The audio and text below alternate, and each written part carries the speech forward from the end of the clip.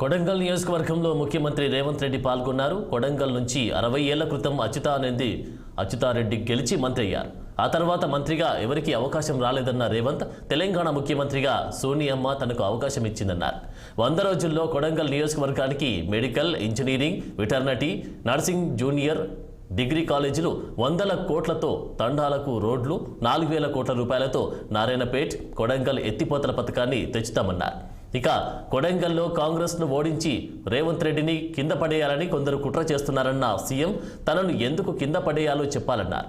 కొడంగల్ను అభివృద్ధి చేయనియొద్దని డీకే అరుణ కుట్ర చేస్తుందని మండిపడ్డారు. కొడంగల్ ఎత్తిపోతల పథకాన్ని 1,00,000 ఎకరాలకు నీళ్లు ఒక్క కొడంగల్ నియోజకవర్గానికి ఇచ్చే విధంగా ఇవాళ 4,000 కోట్ల రూపాయలతోటి మనం కొడంగల్ నారాయణపేట ఎత్తిపోతల పథకాన్ని మనం తెచ్చుకున్నాం.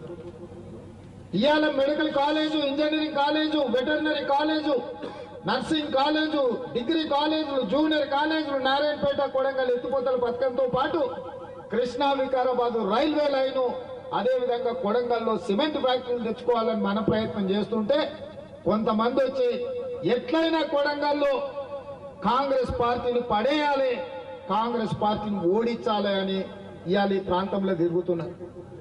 నేను అడుగుతున్న కొడంగల్ నియోజకవర్గ యువకులను, ఇక్కడున్న పెద్దల్ని ఆలోచన చేయమని నేను అడుగుతున్నా. ఎందుకు కొడంగల్లో రేవంత్ రెడ్డిని కింద పడేయాలి? మెడికల్ కాలేజ్ తెచ్చినందుకు కింద పడేయాలనా? ఇంజనీరింగ్ కాలేజ్ తెచ్చుకున్నందుకు కింద పడేయాలనా? వెటర్నరీ కాలేజ్ తెచ్చుకున్నందుకు కింద పడేయాలనా? అదేవిధంగా నర్సింగ్ కాలేజీలు తెచ్చుకున్నందుకు కింద పడేయాలనా? డిగ్రీ కాలేజీలు తెచ్చుకున్నందుకు కింద పడేయాలనా? జూనియర్ కాలేజీలు తెచ్చుకున్నందుకు కింద పడేయాలనా? కరువు ప్రాంతంగా ఉన్న ఈ కొడంగల్ ప్రాంతానికి 4,000 కోట్ల రూపాయలతో నారాయణపేట కొడంగల్ ఎత్తిపోతల పథకాన్ని తెచ్చుకొని ప్రతి ఎకరాకు నీళ్లు ఇస్తున్నందుకు రేవంత్ రెడ్డిని కింద పడేయాలనా? ఈ ప్రాంతంలో ఉద్యోగ ఉపాధి అవకాశాలు లేక అపారమైన సున్నపు గనులు ఉంటే ఆ సున్నపు గనులతోని 1,000 కోట్ల రూపాయల పెట్టుబడి తెచ్చి సిమెంట్ ఫ్యాక్టరీ పెట్టడానికి అనుమతులు తెస్తున్నందుకు రేవంత్ రెడ్డిని కింద పడేయాలనా? దేనికోసం కింద పడేయాలని నేను అడుగుతున్నా. 75 ఏళ్ళు మీరు ఎవరేం చేయలే. 75 ఏళ్ళు మరి కష్టాలు ఉంటే మమ్మల్ని ఎవరు పట్టించుకోలే. ఇవాళ అరుణమ్మ బయలుదేరింది, నేను బీజేపీ జాతీయ ఉపాధ్యక్షురాలను. మంచిదే అమ్మా, కాంగ్రెస్ ఉన్నంతసేపు మంత్రి పదవులు అనుభవిస్తుంది.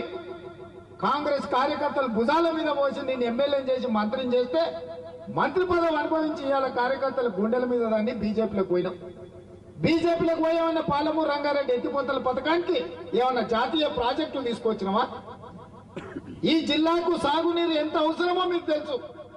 నరేంద్ర మోడీ 10 ఏళ్ళు ప్రధానమంత్రిగా ఉంటే పాలమూరు రంగారెడ్డి ఎత్తిపోతల పథకానికి జాతీయ ప్రాజెక్టు తేలేదు. కానీ నువ్వు భారతీయ జనతా పార్టీలో జాతీయ ఉపాధ్యక్షురాలు పదవి తెచ్చుకున్నావు, దానివల్ల నీకు లాభం.